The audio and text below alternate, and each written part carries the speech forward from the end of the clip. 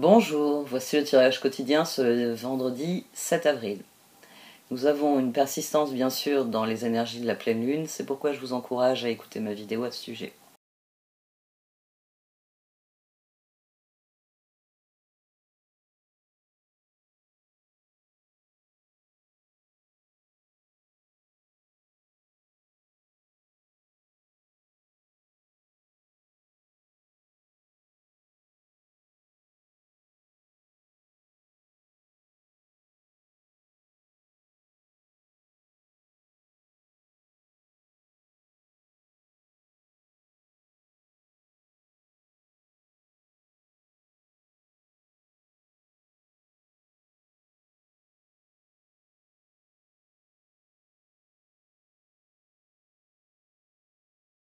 Connaissance sacrée. Une connaissance ancestrale et sacrée attend au cœur de la Terre, aspirant à être découverte. Les cristaux détiennent la clé.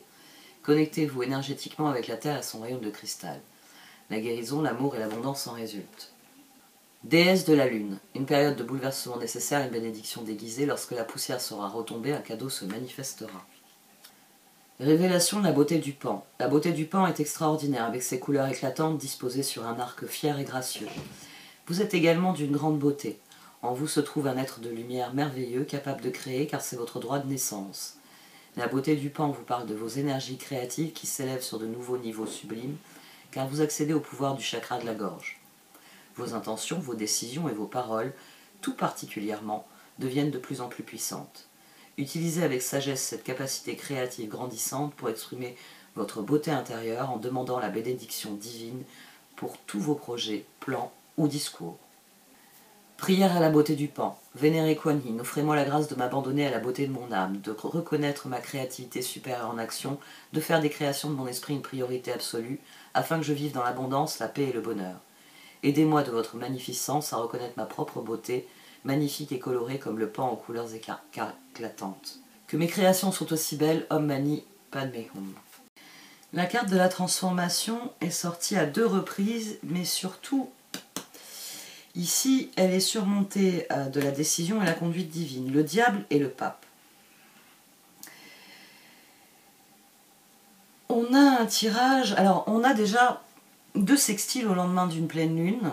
Ils sont sur la pleine lune, hein. Ça je vous en parle dans la vidéo. Comment dire? Le diable et le pape. L'une ne va pas sans l'autre. Ce sont 2 faces d'une même pièce. Il y a toujours du blanc, il y a toujours du noir. Il y a toujours une attraction entre les choses qui s'opposent, mais en même temps une répulsion. Vous prenez 2 aimants. Vous prenez 2 aimants et vous avez conscience du champ de force qui se crée entre les aimants. Ça c'était vraiment quelque chose que j'ai toujours trouvé très intelligent à donner aux enfants.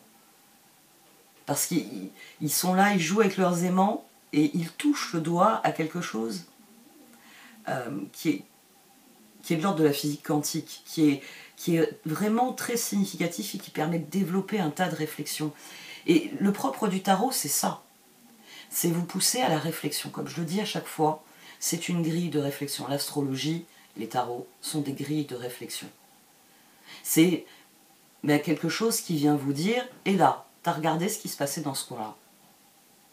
C'est pour ça qu'il n'y a pas une mauvaise énergie et de bonnes énergies qu'il faut chercher à tout prix. Comme je le dis souvent, on ne joue pas au chasse-cœur. On est en train de faire un tirage de cartes.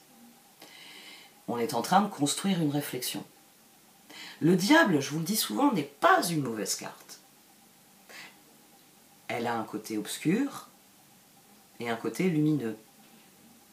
Là encore, on en revient aux 2 faces d'une même pièce. Ça peut signifier un engagement irrévocable, mais il y a des engagements irrévocables qui sont excellents. Quand vous vous engagez de manière franche, directe, honnête dans quelque chose, c'est un engagement irrévocable. Vous avez voulu le faire, vous le faites. Et demain, c'est cette énergie-là qui va prévaloir. Parce qu'on a eu, à la veille de la pleine lune, on a eu un sextile entre Mercure et Saturne. Il faut faire ce que doit. Ici, il y a l'idée de s'engager dans quelque chose. À présent, au lendemain de la pleine lune, on a deux sextiles. Vénus, Neptune, qui exalte nos idéaux, et Mercure, Mars. Le moment est venu de mettre en application nos paroles. Il y a des engagements ou des promesses ou des résolutions qui ont été formulées dans votre esprit pendant le sextile Mercure-Mars, Mercure-Saturne. À présent que nous avons le sextile Mercure-Mars, ben, l'heure est venue de passer de la parole aux actes, de réellement prendre acte que la situation était ainsi, et à la réflexion, j'ai décidé que j'allais en faire ceci. Il s'agit ici de prendre le pouvoir. C'est toujours une notion intéressante, prendre le pouvoir, parce que le diable est une carte de prise de pouvoir. C'est une carte qui vient vous interroger sur le pouvoir que vous avez sur vous-même. C'est une carte qui vient vous demander où vous en êtes de votre libre arbitre. C'est une carte qui vient vous demander où vous en êtes de vos responsabilités, de vos engagements. Parce que parfois, il y a des responsabilités, des engagements. Franchement, on veut bien les assumer. Mais j'ai beau avoir le dos large, j'ai pas envie. Le pape peut être une mauvaise carte. Le pape peut nous enfermer dans une situation où, par devoir, par obligation, on fait les choses. Toute carte a son revers, mais ici, ce qui est intéressant, c'est le fait qu'elles sortent l'une sur l'autre. Alors, premier niveau de lecture, quand le pape sort sur le diable, s'il y avait un schéma, s'il y avait une difficulté, de quelque ordre qu'elle soit, elle est soignée, elle est guérie. Ça, c'est le premier niveau de lecture. C'est une lecture basique. C'est du tarot. Paf. J'ai les deux ensemble, le pape vient guérir le diable. Mais nous, on a la transformation, on a tout un autre assortiment de cartes, surtout la transformation ici est en troisième position au-dessus de la justice. Nous avons la transformation qui donc s'allie à la lune et à la justice. Et là, le tirage devient plus intéressant. Là, le tirage vient titiller notre réflexion. On a une transformation. C'est la fin des schémas, c'est la fin de l'enfermement. C'est l'aspiration à un idéal. C'est le soin, la guérison. C'est l'amour inconditionnel. C'est quelque chose qui change, qui évolue et qui s'approfondit. Voilà ce que nous dit au sens strict cette position. Au dos, on a le 4 d'épée. 4 d'épée que j'ai ici. Donc la réflexion a évolué. Notre façon de voir les choses a évolué. Nous avons donc ce relais ici, qui crée un relais ici, d'autant plus intéressant que, grâce à Dorée de Virtue, c'est un axe. Hein, la justice ici a le chiffre 8, elle remplace la force. Ici, la lune, 18. Donc nous avons un axe qui est directement relié par la transformation. Il s'agit réellement de pouvoir. Il s'agit réellement, finalement, de la magie de la pleine lune. Il y a des choses, 10 de Pentacle, sorties à 2 reprises. Il y a des choses qui sont parvenues à leur conclusion. C'est la pleine lune, c'est une période de clôture, c'est une période où je prends acte que certaines choses sont terminées. Alors, terminées, là encore, le mot est vaste. Mais il y a des choses, elles sont terminées, c'est fini, elles restent derrière, elles ne viendront plus jamais. Terminé, ça peut être terminé dans votre esprit, mais il y a encore des actions à faire pour y mettre un point final. Ici, le 10 de Pentacle, c'est réellement la prise de conscience que certaines choses doivent changer, que certaines choses doivent... J'ai mes yeux qui sont tombés sur la révélation de la beauté du pan. Oui, il y a quelque chose de l'ordre de cette révélation. Il y a une nouvelle compréhension qui dit qu'un cycle est terminé, c'est le 10 de Pentacle sur cette lune, et qu'un autre cycle commence, c'est l'As de bâton.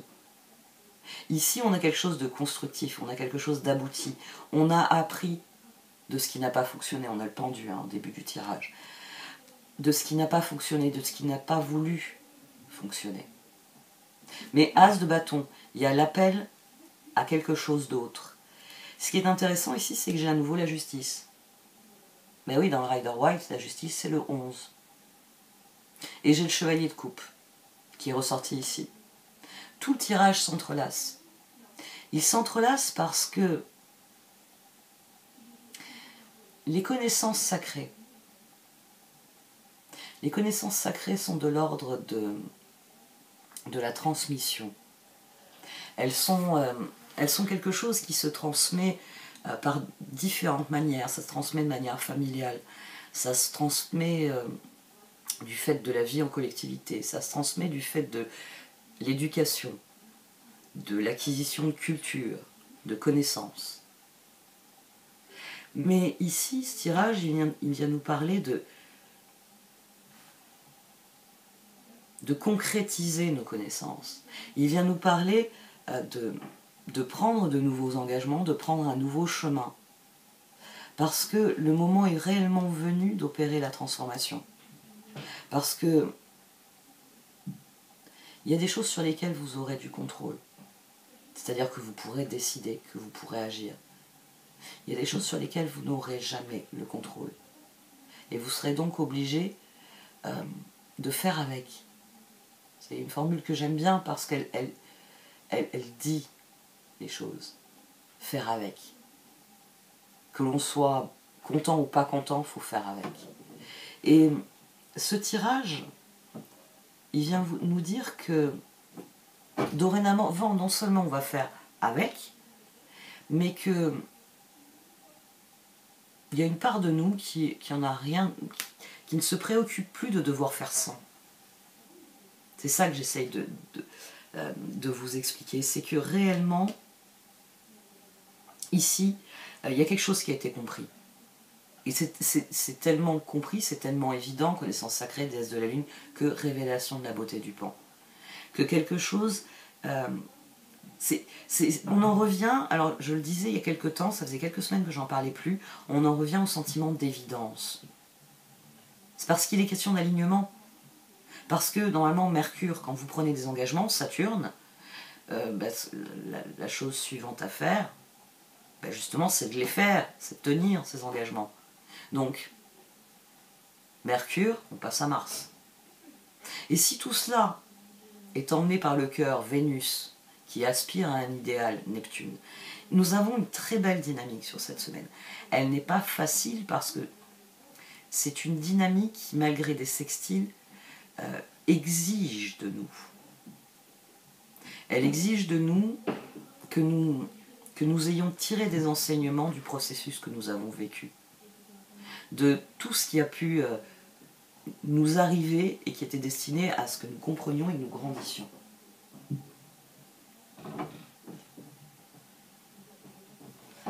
On a le pendu, l'empereur et le 10 de pentacle ici. Il y a des choses qui dans notre esprit sont devenues très claires. C'est pour ça que empereur, pape. Parce que 10 de pentacle, 14, on a enfin trouvé le chemin. On a enfin trouvé la paix. Le tirage me plaît énormément parce que j'ai vraiment l'impression qu'il transforme les énergies de la pleine lune. C'est à un moment donné, cette pleine lune, elle vient mettre un point final on va dire, à un processus qui était très agité, qui était très montagne russe, et qui vient dire, maintenant il y a la clarté. Et la clarté, le sentiment d'évidence, les certitudes qui construisent ce sentiment d'évidence, permettent de passer très vite à autre chose. Il est question de vraiment mettre en application ce que l'on a désiré comme renouveau. Ici, il y a un appel à passer à l'action. Il y a un appel à passer à l'action tout de suite, maintenant, parce que la porte est ouverte. Et que donc, il faut rentrer et il faut y aller. On a les étoiles, la reine de pentacle et le 4 d'épée. Le 4 d'épée, il est au-dessus du 10 de pentacle. Il y a réellement à prendre conscience que vous avez le pouvoir. C'est le premier pas pour prendre le pouvoir. C'est une phrase que je recommence à dire aussi, je sais que je l'ai dit dans plusieurs tirages aux Shosen. Il y a quelque chose que vous pouvez faire et réussir. la citation que je vous donnais souvent de Stephen Hawking. Parce que oui, il y a toujours des choses que vous pouvez faire et que vous pouvez réussir. Alors des fois, c'est des petites choses. Ça va être tout simplement, je sais pas moi, de faire un bon gâteau. Allez, on en revient à mes gâteaux. Hein. De faire un bon gâteau. Alors oui, sur une journée qui s'est pas bien passée, c'est peut-être pas un événement cosmique, c'est peut-être pas la paire blanche de l'année, mais c'est le moyen que vous offre l'univers de voir la lumière, de savoir que la lumière, elle est en vous et que vous pouvez l'amener. S'il y a bien un bon moment pour se faire plaisir, pour prendre soin de soi, pour créer de la lumière, c'est quand il fait obscur. C'est pour ça qu'ici, on a un tirage qui ne parle que de lumière. Parce que, bon, ces derniers jours, je me suis retrouvée à parler un peu plus du collectif que ce que je me suis fixé comme limite.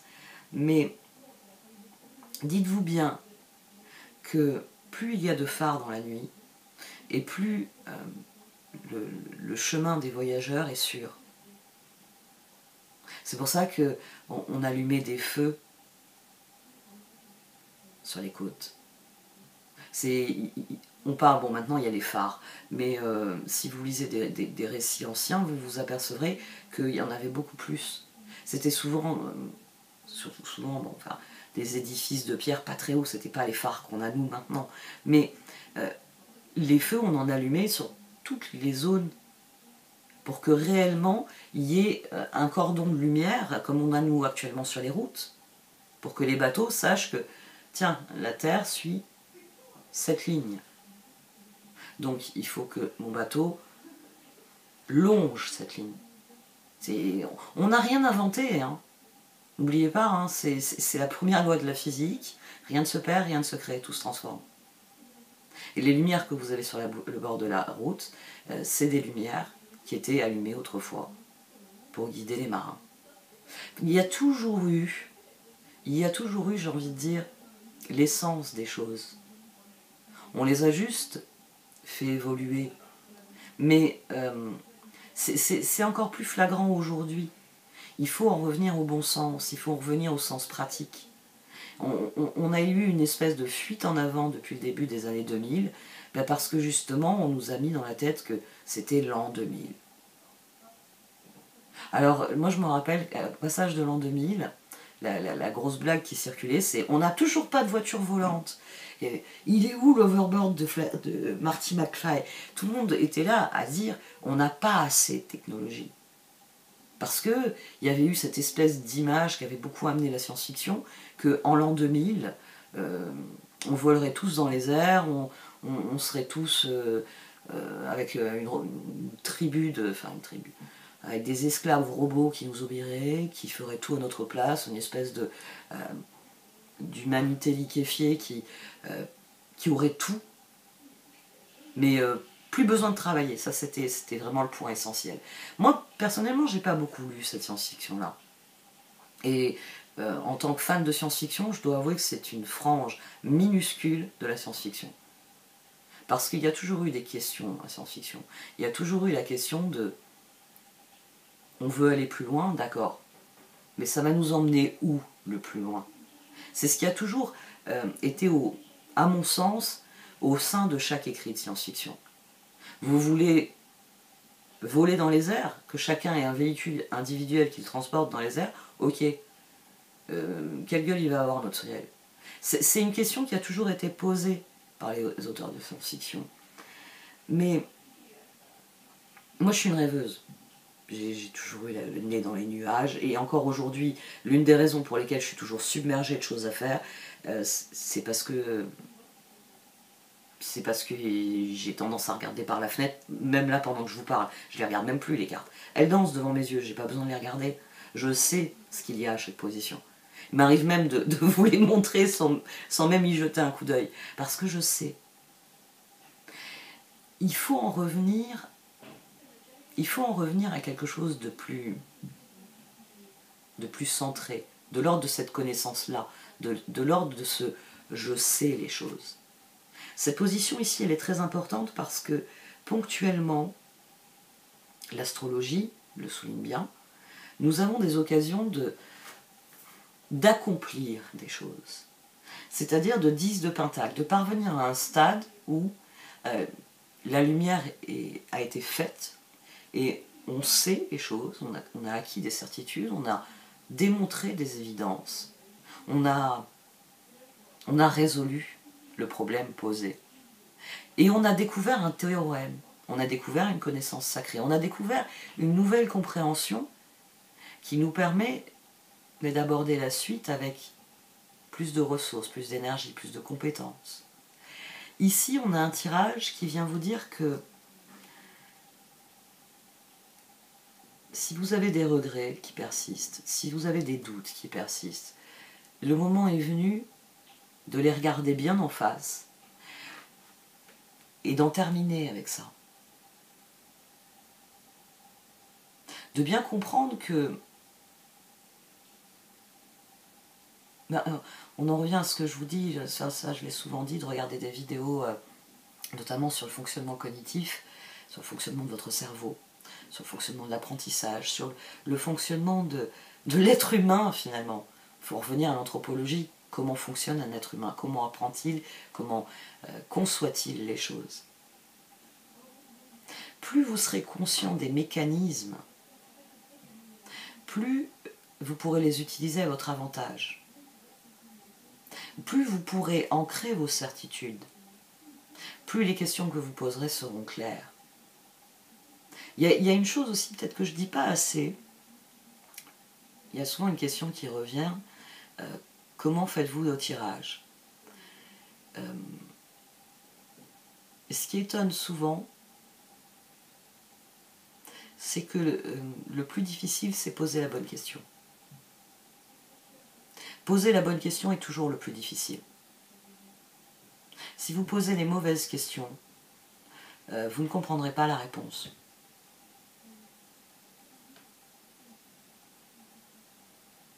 Donc, regardez la situation telle qu'elle est.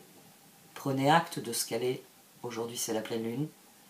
Et mettez un point final à tout ce qui peut l'être.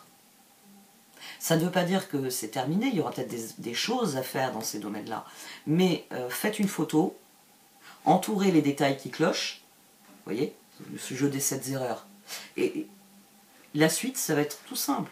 Ça va être de rectifier les erreurs pour avoir la photo que vous voulez, celle où il n'y a pas les 7 erreurs. Ici, il n'y a que vous qui puissiez aller chercher ce dont vous avez besoin. Le 10 de Pentacle, c'est réellement empereur-pape, c'est un accomplissement.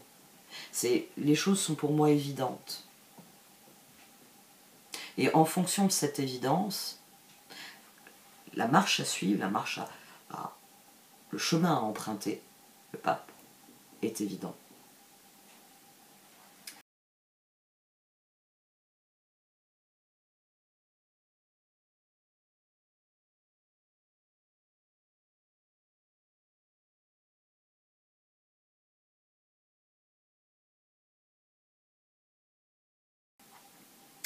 On a quelque chose qui est intéressant là sur ce tirage. On a commencé ce tirage avec des cartes, d'ailleurs les cartes d'oracle d'emblée. Le tirage est très intérieur, c'est-à-dire que la déesse de la lune, ou la pleine lune si vous préférez, met en lumière la connaissance sacrée, les certitudes qui sont devenues les nôtres, et mène à une forme de révélation, la révélation de la beauté du pan. Et on a ça sur les 2 lignes en dessous. C'est d'ailleurs ce qui démarre le tirage d'oracle. C'est-à-dire qu'il y a réellement quelque chose qui dans notre esprit est devenu clair, et que cette clarté nous sert de guide. Le processus est achevé. Ici, le processus démarre, ici, il est achevé. Parce que voilà, on a progressé, et cette progression a illuminé la situation. C'est pour ça que la carte du long terme est en dessous de la carte du présent. Parce que nous avons déjà atteint un stade significatif. Stade significatif où justement il va falloir être très attentif à ce qui se passe maintenant. Parce que ce qui se passe maintenant ensemence ce qui va se passer ensuite. Et c'est là que ça devient intéressant. En évolution, on a la Royal Heart et a Leg Up. Donc, on a deux cartes qui, ensemble, nous disent que ceux sur qui on peut compter, ceux qui nous sont loyaux, ceux qui sont authentiques, qui sont honnêtes avec nous, en qui nous pouvons avoir confiance, avec lesquels nous pouvons partager un amour inconditionnel. Alors, comme toujours, il ne s'agit pas que de votre amoureux. Hein, j'espère que votre vie ne se résume pas à un amoureux. Royal Heart, Soulmate, comme les amants, comme le 2 de coupe, sont des cartes de relation à l'autre avec un grand A. Relation à autrui, si vous préférez. Donc, ça peut être dans n'importe quel type de relation. Comme je le dis souvent, normalement, vous êtes honnête dans toutes vos relations. Vous êtes honnête avec votre voisin, vous êtes honnête avec votre patron, vous êtes honnête avec chéri, vous êtes honnête avec vos enfants, vous êtes honnête avec vos amis, etc. etc. Et ça s'applique dans tout. Parce que c'est ainsi que... on va dire que c'est ce qui a toujours donné le meilleur résultat pour les hommes. Voilà, d'être honnêtes les uns envers les autres. Ici, ces deux cartes, elles viennent dire que oui, toute personne normalement constituée, avec un cerveau en état de marche, avec une conscience, avec, j'ai envie de dire, des principes et des rêves, c'est qu'elle doit unir ses forces à d'autres personnes, alignées sur les mêmes objectifs, alignées sur les mêmes rêves, les mêmes principes. Et ici, c'est ce qui nous est garanti. C'est-à-dire que ceux qui comptent vont compter. Ça vous dit que le moment est venu d'enclencher un cycle d'entraide, de collaboration, de générosité aussi. Parce que là, avec le leg up, il y a même une notion de générosité. Il y a la notion de donner de ce qu'on a en plus, sans compter, en se disant que de toute façon, on recevra quand on aura besoin. Parce que, pour les cartes, c'est le pas suivant. Finalement, c'est la balance. Hein, je vous rappelle que les 6 premiers signes, c'est moi, à commencer par le moi par excellence, le signe opposé à la balance, bélier. Et puis à partir de la balance, c'est le nous. Ça, j'en ai déjà parlé, mais ça fait toujours rire quand j'en parle. Le fait que en astrologie, j'ai compris beaucoup de choses un jour grâce à quelque chose que j'avais... qu'on m'a fait lire en fait. Concernant le nous royal des balances. Que les balances ne disent jamais je, elles disent nous. Il faut toujours qu'il y ait des gens avec elles, quoi qu'elles disent, c'est le nous. C'est nous. Nous avons décidé, nous avons envie de faire, qu'est-ce que nous faisons demain? C'est le nous royal des balances. Parce que les autres sont avec elles, quoi qu'il arrive. Le moment est venu de tirer des enseignements aussi de votre relation à l'autre. De voir où vous avez envie de donner, avec qui, comment. Il y a quelque chose qui doit se libérer dans votre approche, j'ai envie de dire. On a le chevalier coupe, hein. Il est ici au centre, il est ici à la fin. L'accomplissement de ce processus, normalement quand on est guéri, qu'est-ce qu'on fait? On sort et on reprend une vie normale. Et c'est ce qu'on a ici. C'est à partir du moment où ma réflexion est claire, que la marche à suivre est aussi claire dans mon esprit, je sors et je le manifeste au monde. Ici, c'est vraiment un appel à manifester vers l'extérieur. Ça vous dit que certaines relations vont rester derrière, parce qu'elles ont rempli leur rôle, parce qu'elles ne sont plus pertinentes, parce qu'elles ne sont plus utiles, parce qu'elles ne sont plus bénéfiques, parce qu'elles ne sont plus profitables. Vous pouvez y mettre tous les adjectifs que vous voulez. D'autres vont au contraire nous aider à nourrir les cycles.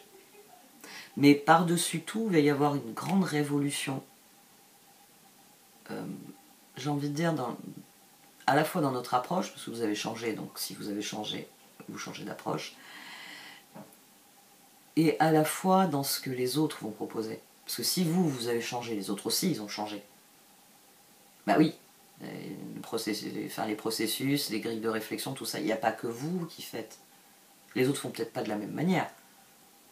Mais je crois que tout le monde à peu près réfléchit.